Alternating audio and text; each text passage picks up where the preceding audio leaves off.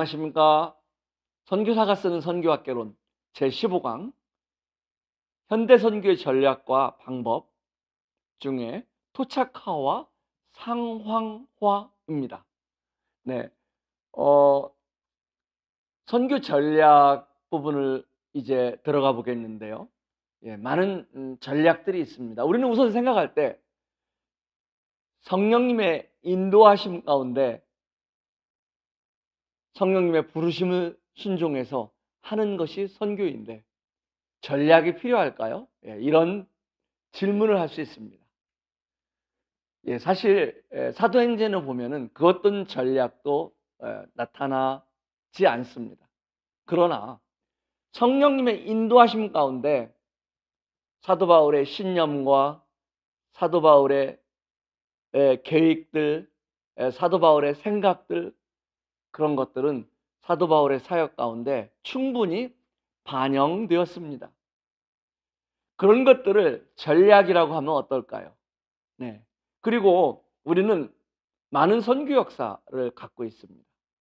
이런 선교 역사를 통해서 수많은 선교사들이 보여주었던 그런 아픈 일들, 슬픈 일들, 감동되는 일들, 그들의 희생과 헌신을 통해서 보여준 교훈들 뿐만 아니라 그들이 연약했던, 그리고 그들이 실패했던 그런 부분들을 통해서도 오늘날 우리가 선교지에서 어떤 선교의 일을 하면서 그런 것들을 또 그런 교훈들을 적용해서 우리가 일을 시작한다면 그것은 또 하나의 긍정적인 선교 전략이 되지 않을까요?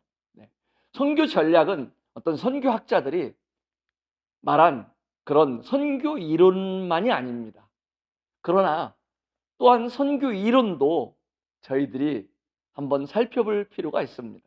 그 원리가 정말 그들의 선교학자들도 많은 경험들을 통해서 아까 말씀드렸던 그런 이전의 선교사들이 그런 실패를 통해서 이전의 선교 형태들이 바람직하지 못한 상태로 흘러갔던 그 일들을 통해서 그들은 그런 선교학자들이 이론을 만들어낸 것입니다. 그래서 우리는 선교 이론을 무시해서는 안 됩니다. 네, 그 중에 하나가 바로 선교 전략인데요. 선교 전략 중에 토착화, 상황화, 이 두 가지는 어쩌면은 가장 대표적인 선교 전략이라고 말할 수 있겠습니다. 한번 살펴볼까요? 현대 선교는 19세기 초처럼 어떤 선교사들이 정글에 들어가서 원주민들과 그렇게 살고 있지는 않습니다. 저는 네팔에 있을 때 우리 단기 선교 팀들이 네팔에 온다 하면은 꼭 제가 밀림 속의 십자가라든가 이런 짐 엘리엇에 관한 책이라든가 그다음에 허드슨 테일러의 생애 이런 것들은 읽고 오지 말라고 합니다. 왜냐하면은 허드슨 테일러의 생애, 짐 엘리엇의 어떤 그런 전기 그리고 이런 그 수많은 선교사들의 그런 전기를 읽고 교훈을 얻는 것은 좋은데 그때의 상황을 지금의 상황과 같으리라 생각하고 그들이 오는 거예요. 그래서 선교사님 생각보다 선교사님 집이 너무 좋아요. 이런 이야기를 할 수 있어요. 또 어떤 사람은 선교사님 왜 선교사님은 저 부족들과 살지 않고 도시에 살고 있어요? 이런 질문을 할 수도 있습니다. 현대 선교는 벌써 200년이 지난 지금은 많은 그런 선교지의 변화에 따라서 선교 전략도 변화되고 있습니다. 그 전략에 따라서 지금은 변화된 모습으로 또 선교사들이 세계 각곳에서 일하고 있고요. 또 선교지 여러분들이 나갈 때도 그런 변화된 이런 다양한 선교에 임하게 될 것입니다. 부족에서 살면서 그곳에서만 일한다면은 어떤 일이 생길까요? 보통 이런 이런 GBT라든가 그런 위클리프 선교단체는 성경 번역을 하는 단체입니다. 성경 번역을 한 부족어를 그들의 부족어로 성경을 번역하기 위해서 최소한 10년이 걸린다고 합니다. 그래서요, 그 선교지에 그 부족마을로 들어가서 한 10년을 일하다 보면은요, 선교지에 무슨 일이, 그 부족마을에 무슨 일이 생길까요? 네, 그 부족마을에 인터넷이 들어오고, TV가 들어오고, 그들이 옷을 입기 시작하고, 그들이 축구를 시작하고, 네, 또 그들의 부족어가 아닌 그 나라의 표준어를 그들이 말하기 시작하고요. 또 그들의 자녀들이 전부 그 수도로 가서 공부를 하고요. 그 부족 마을에는 아주 노인들만 남게 되는. 이래서 부족이 해체되고 도시화되고 이런 빠른 속도의 선교 사역들이 직면하고 있습니다. 또 초기 선교는 대부분 식민지 시대로 이런 복음과 함께 이런 자국의 문화도 정말 그 발전된 문화와 함께 힘있게 들어갈 수 있었어요. 그 식민지의 통치하는 그 제국주의의 힘과 함께 같이 정말 힘있게 들어갈 수 있었습니다. 그런데 이제 점점 선교지는 바뀌기 시작했죠. 그들의 민족주의가 발달되고요. 그들의 또 자국 보호 정책이 발달되면서 그래서 기독교는 이제 또 이 전도는 선교는 점점 반대에 부딪히게 됩니다. 그럴 때 윌리엄 캐리 이후의 선교 전략은 선교 기지 전략을 사용하게 됩니다. 선교 기지라는 것은 바로 선교사가 선교지에 들어가면은 이 몇천 평 큰 땅을 사서요. 그곳에 담을 치고 교회와 고아원, 학교, 이런 병원 이런 것들을 세우고 그리고 현지인들을 고용해서 그곳에서 복음을 전하고 그곳에서 구원받으면은 또 교회를 이루고 그래서 그 정말 선교 기지 내에서 선교사들이 안전하게 보호받으면서 활동했고 그 선교 기지에서 가끔씩 이렇게 바깥으로 나가면서 선교지를 경험하는 이런 형태의 선교 활동을 했습니다.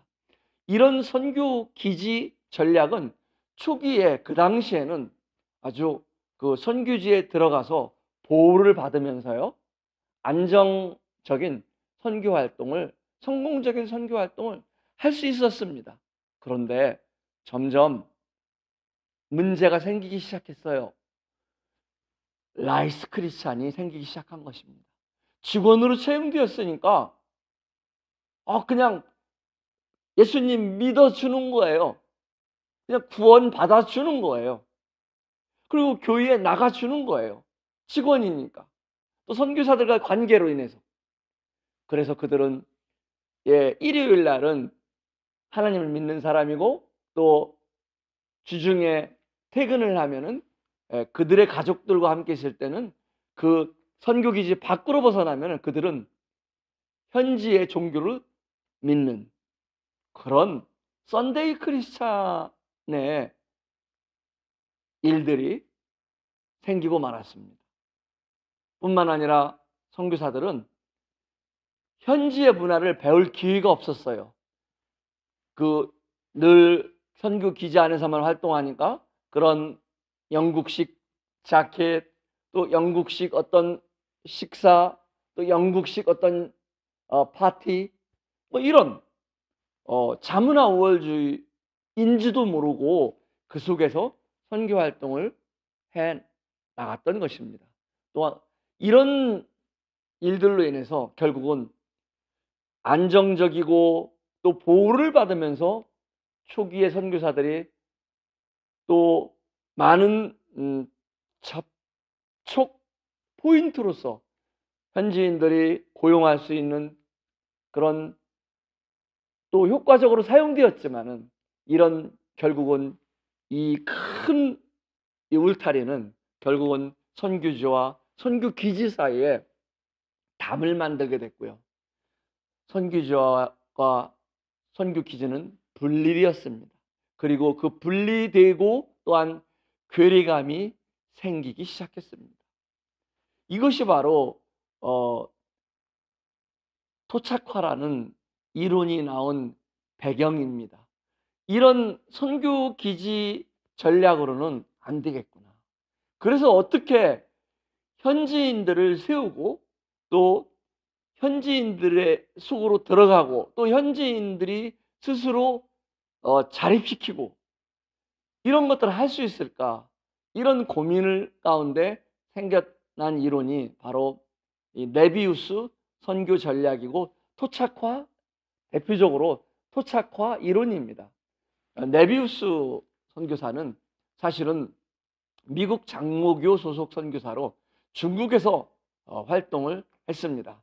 1856년 중국에 건너가서 이렇게 선교사로 일했지만은 사실 큰 이런 이론을 갖고 시작했지만은 성과를 거두지 못했습니다.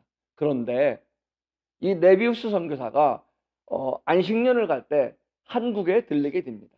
그래서 한국에 들려서 이런 한국의 장로교 언더우드라든가 이런 장로교 선교사들에게 이 선교 전략을 말해줍니다. 바로 이 삼자 원리인 자립, 자치, 자전, 이 삼자 원리를 설명해주고 이양해 주게 됩니다. 그래서 이 네비우스 선교 전략은 시작한 중국보다는 오히려 한국에서 더 큰 효과를 얻었던 전략이기도 합니다. 이런 전략을 통해서 한국은 정말 놀랍게도요, 예배당을 세우는데 선교사들이 최대한 자금을 도와주지 않았습니다. 그래서 이 대표적인 사례가 바로 성미입니다. 성미. 거룩할 성, 쌀미. 아마 젊으신 분들은 못 들어보셨을 거예요. 한국 기독교 초기 성도들은요, 밥을 하기 전에 쌀을 씻기 전에 먼저 쌀에 한 컵을 떠서 이런 항아리에 부었습니다. 그 쌀을 모아서 목회자들을 교회에 갖다 주고 목회자들을 공개했습니다. 목회자들이 그 쌀을 통해서 그 쌀을 팔아서 쌀을 먹고 쌀을 팔아서 생활할 수 있었던 것입니다. 선교사들이 도와준 것이 아니라 스스로 이렇게 한 것입니다. 또한 그들은 예배당을 지을 때도 초기 일부를 제외하고는 정말 많은 대부분의 이런 한국 초기의 예배당들이 한국인들 스스로 이렇게 헌금을 통해서 예배당을 지었던 것입니다. 그리고 초기에 한국인 기독교 지도자들에게 선교사들은 정말 빠른 속도로 이양을 해주고 그들의 나라로 돌아갔습니다. 이것이 한국에 미친 영향들입니다. 이 전략을 저희는 선교지에서 오늘날에도 활용할 수 있을 것입니다. 네비우스 정책에 9가지 포인트가 있는데요. 첫 번째로는 각계각층에 접근하여 전도하라는 것입니다. 인도에서는 영국이 식민지 통치를 통해서 그렇게 힘있게 전도를 했는데 불구하고 주로 이런 하층 천민 카스트들이 기독교를 받아들였습니다. 그러자 식민지 통치가 끝나고 나서도 인도는 어떻습니까? 지금도 대표적인 힌두 국가인 것입니다. 이 하층민들도 중요합니다. 그러나 그런 상층민들에게 접근하지 못하고 하층민들에게만 접근했을 때 재생산이 이루어질 수 없었던 것입니다. 이 자립, 자치, 자전이 이루어지지 못했던 것입니다. 두 번째는 자기 증식의 원리입니다. 제자화의 기초입니다. 제자화를 하지 않으면 선교사가 떠났을 때 그 선교지는 정말 남아있는 것이 없을 수 있습니다. 세 번째는 자치의 원리입니다. 선교사가 교회 지도자가 되지 않고요. 부족해도 현지인들을 교회 지도자로 세우고 또 그 교회 지도자를 뒤에서 도와주는 역할을 하는 것입니다. 그리고 그 교회 지도자가 섰을 때 선교사는 모든 권한을 위임하고 떠나는 것입니다. 네 번째 네비우스 정책의 포인트는 자립의 원칙입니다. 목회자에게 급여를 주지 않고 예배당을 선교비로 건립해 주지 않았습니다. 우리는 선교지에서 정말 그 선교비를 도와주지 않으면은 불가능한 경우도 있습니다. 그들 스스로 예배당을 건립하기에는. 그런 때는 어떻게 할 수 있을까요? 네. 그들이 아무리 가난해도요, 그들 중에는 땅이 있는 성도들이 있습니다. 그리고 그들이 큰 돈은 없지만은 그들에게도 하나님께 드릴 수 있는 헌금이 있습니다. 선교사들은 정말 그들이 이런 예배당을 지을 땅을 스스로 기도 가운데 헌신하고 그들이 작은 돈일지 모르지만은 예배당을 짓기 충분하지 않은 돈일지 모르지만은 그들이 기도할 때까지 이런 선교비로 예배당을 지원해 주는 것은 바람직하지 않습니다. 그들의 헌신 후에 그들의 희생 후에 나중에 선교사들이 정말 도와줄 수는 있지만은 처음부터 선교비로 예배당을 짓는다면 지나가는 사람들은 그 예배당을 보고 아, 저거 한국에서 지어준 교회야. 저거 미국에서 지어준 교회래. 그렇게 손가락질 할 것입니다. 다섯 번째 네비우스 정책의 포인트는 조직적인 성경 공부였습니다. 성경 공부는 굉장히 중요한 자립자치자전의 원칙입니다. 성경이 무엇을 말하는지 그들이 스스로 읽고 공부하는 것이 필요합니다. 그리고 성경 중심이 필요한 것입니다. 여섯 번째, 성경에 근거한 엄격한 치리를 하는 것입니다. 교회 초기에 우리 초대교회 예루살렘 교회에도 초기부터 어떤 징계해야 하는 아나니아와 삽비라의 징계가 있었습니다. 교회에는 이런 범죄가 함께 같이 들어올 수 있어요.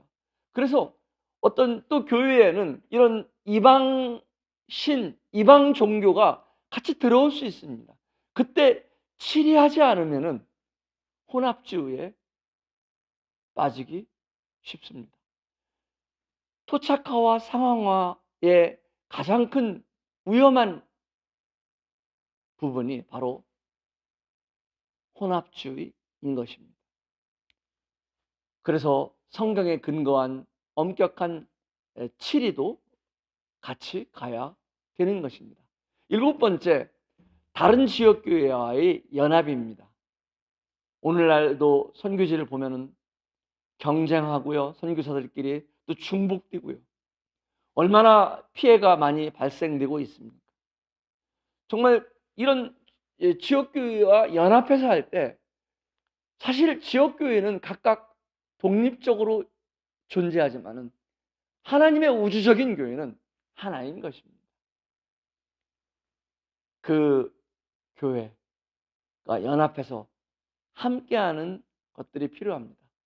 여덟 번째는 법적, 정치적 문제는 간섭하지 않는 거였습니다. 선교사들이 이런 법적, 정치적 문제에 관여하게 되면은 한없이 교회가 정치의 변화에 따라서 때로는 유리하지만은 때로는 불필요한 핍박을 받을 수 있습니다. 아홉 번째는 선교사 간의 협력인 것입니다. 선교사들은 결코 경쟁과 또 그다음에 질투하고 시기하는 이런 대상들이 아닙니다. 그래서 이 네비우스 정책을 시행한 장로교 한국 초기의 선교사들은 선교지 분할 정책을 시행했습니다. 한국에 처음 선교사들이 들어와서 중복되지 않도록 각 시도별로 선교사들을 분할하고 이런 역할을 했던 이런 역사가 있습니다. 토착화는 바로 자치자전, 그들의 현지 리더십을 세우는 거라면은 상황화는 무엇일까요? 예, 상황화는 바로 그들의 문화 속으로 들어가는 것입니다. 복음이라는 이런 컨텐츠 알맹이는 변함이 없지만은 그들의 문화 속으로 들어가서 그들의 문화의 옷을 입고 들어가는 것입니다. 이 상황화는 1972년 대만의 선교 신학자인 슈키코라는 신학자를 통해서 또 삽세즈만이라는 신학자를 통해서 발표가 되었는데요. 성경적 진리의 타문화적 전달이다. 이런 표현을 하였습니다. 타문화 속에서 복음이라는 변하지 않는 컨텐츠를 어떻게 효과적으로 전할 수 있을까? 이런 부분을 발표한 것입니다. 성경이 텍스트라면은 상황은 컨텍스트인데 이런 이 텍스트는 변함이 없지만은 이런 상황, 컨텍스트는 많은 변화가 많은 옷과 같습니다. 많은 다른 옷을 입고 선교지에 들어가는 것입니다.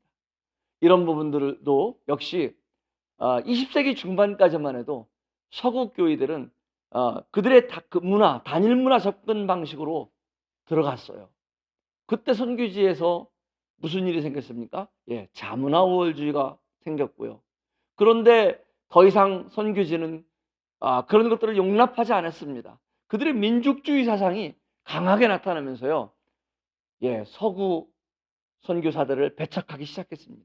그래서 자기의 언어와 자기의 문화와 역사를 중요시하는 분위기가 형성되면서 이 상황화라는 이론은 더 중요하게 되었던 것입니다.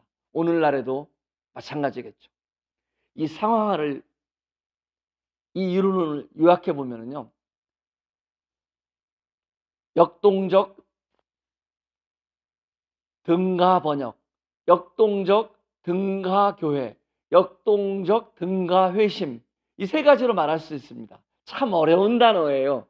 이 선교 신학자들은 참 어려운 단어를 많이 쓰는 것 같아요. 저희 같은 선교사들은 이거 뭐지? 네, 근데 정말 다이나믹한 그러면서도 뭡니까? 가치가 변하지 않는, 예, 다이나믹하게 유동성을 갖고 들어가되 그 안에 있는 알맹이는 변하지 않는 이런 것이 바로 역동적 등가라는 뜻입니다. 그래서 역동적 등가 번역 어떻게 적용할 수 있을까요? 아프리카에서는요, 아프리카 서부 지역에서는 이 성경에 그 세리가 예수님 앞에 와서 가슴을 치며 나는 죄인입니다. 그렇게 고백했잖아요. 근데 서부 아프리카에서는 가슴을 친다는 것은 나는 짱이야. 이렇게 나는 이거야. 라고 대장이야. 이렇게 이런 문화예요. 근데 그들에게 이해가 될까요? 왜 울면서 나는 짱이야 이럴까? 네, 아프리카 서부에서는요. 슬피 울 때는요. 그들의 머리를 쳤습니다. 예, 이런 것들을 고려할 때 원어적으로는 가슴을 치며지만은 그 밑에 각주에 아프리카에서는 머리를 치며 이렇게 각주를 단다면은 아프리카 사람들이 이 성경을 원래의 의미를 바꾸지 않게 하면서도 성경의 의미를 더 이해할 수 있겠죠. 이것이 역동적 등가 번역입니다. 역동적 등가 교회는 무엇일까요? 저는요, 어느 날 그런 생각을 해봤어요. 왜 한국의 교회가 그렇게 뾰족하게 종탑을 세워야 되지? 그렇게 높게 도시마다 종탑을 세워야 되지? 네. 서구 유럽의 문화가 한국에 그대로 들어온 것입니다. 교회는 에클레시아, 하나님의 몸된 교회인데 그들의 서구 유럽의 문화까지도, 예배당의 문화까지도 그대로 한국에 들어왔어요. 우리는 똑같이 아프리카에 가서 그런 교회를 세울 수 있을까요? 네, 세울 수 있다는 것입니다. 네팔에 가서 그런 교회를 세울 수 있다는 것입니다. 그래서 그런 교회를 세우지 말고 그들의 문화에 맞는, 그들의 건축 양식에 맞는 교회를 세우라는 겁니다. 그것이 예배 순서도 마찬가지겠죠. 한국 스타일로 하는 것이 아니라 그들의 스타일에 맞춰서, 그들의 문화에 맞춰서 성경의 내용, 변함없는 내용들을 전하고 성경의 변함없는 내용대로 세우라는 것입니다. 세 번째, 역동적 등가 회심. 이것은 정말 구원받는 하나님의 역사는 동일하지만은 그들에게 있어서 예를 들자면 침례라든가 이런, 아니면 그들에게 어떤 그런 구원받기까지 그런 과정들, 이런 것들이 쉽지 않은 나라가 있을 수 있어요. 무슬림 국가 같은 데에서는 그렇게 쉽게 자기 신앙을 고백하고요. 또 공산권 같은 나라에서는 그렇게 쉽게 자기의 신앙을 공개적으로 말할 수가 없겠죠. 이런 부분들을 각 나라별로, 성경적 원리는 동일하지만 각 나라별로 이런 문화를 고려해서 선교하는, 이런 것이 바로 상황화의 포인트입니다. 그런데 이런 상황화는 항상 혼합주의와 문화 상대주의에 빠질 수 있다는 거예요. 그들의 문화를 존중하다, 무조건 존중하는 것이 문화 상대주의입니다.